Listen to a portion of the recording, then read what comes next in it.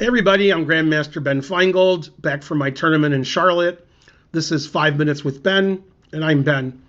And the next 5 minutes with Ben, not to be confused with the next 6 minutes with Ben. In this game, Petrosian was thinking, in the future, Ben Finegold's going to lecture on exchange sacrifices. In my most famous game with Reshevsky, I only sacrificed one exchange. We got to do better. Okay. And this is called the Falkbeer Counter Gambit, named after famous chess player Mr. Counter Gambit. What's that? Oh, I'm sorry, Mr. Falkbeer. And basically, you could ask me, and you will, why is White sacrificing the exchange? Just because he's tall? What is White's compensation? So did Black sacrifice the exchange? He did. Always sacrifice the exchange. So White sacrificed an exchange, and then Shirov sacrificed 2 exchanges to not lose more quickly. Black played a6. Black wants to play b5. Schlechter says, go right ahead. Morphy says, thank you. They were very polite back in the day. 1907. He played Kasparov more than 30 times in tournaments and matches, and he never beat Kasparov. Over 30 games. Man, the truth hurts. Menchuk took the knight. Oh, give me the knight. I'd probably sack my queen, but I would just be kidding. I'm like, well, I'll sack my queen. It's fun. It's blitz chess. It's bullet chess. You know, why not? But Schlechter actually calculated and figured out sacking the queen was actually the correct move.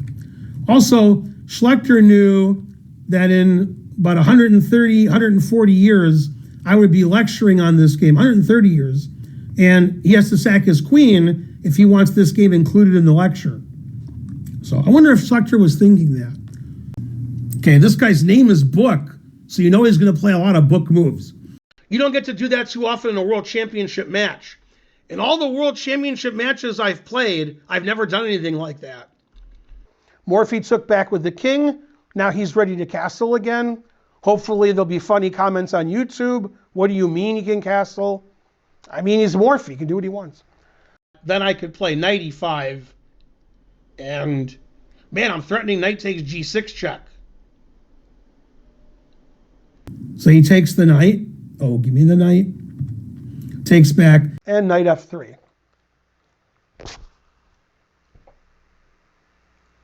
I thought I was going to sneeze. I might still sneeze, but that move's nothing to sneeze at.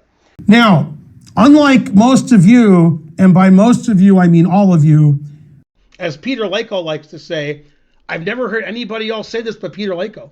White is collecting. White's just taking stuff. Knight a3, going to c4. See, I told you. Now, as you all know, except none of you know it, I was in Maribor for the World Youth Championship. I was a coach. Let's see, what's her opponent's name? Joseph Rajlu or something. I can't read the name because my vision's not so good. And my glasses are dirty, and there was a tornado, there was a flood, locusts. Hopefully you guys can diagnose when your minor pieces are better than the rook and sacrifice the exchange when it's proper. And since it's always sacrificed the exchange, you shouldn't have any problem. And if White takes the rook, then Kali wins with queen a1 check. And now Black would be Kali and White would be melancholy because White's getting checkmated on the back rank. And there's 2 ways for White to stop it. I talked to an engine today. I said, hey, engine. And then I had to turn my car off. I was talking to the wrong engine. I got to talk to the chess engine next time. My car engine wasn't help at all. It said nothing, although it was warm. f6. If I was playing a blitz game, I'd probably take this pawn, but I never play f6. This was in the late 1930s. They didn't know about never play f6. So in this position, Deep Blue played f5, confusing the audience. But I really like Vera Menchuk's move.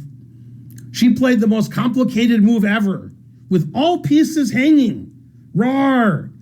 So There were some positions in the match where Kasparov thought the computer played non-computer moves. They were human moves. And that those moves were better than a computer move. Okay, if you're confused, good, because I'm also confused. And in this position, White's threatening Queen E8 checkmate with advantage, giving White a good position. Okay, the problem is White's going to play E6. Then the Black King's doing even better.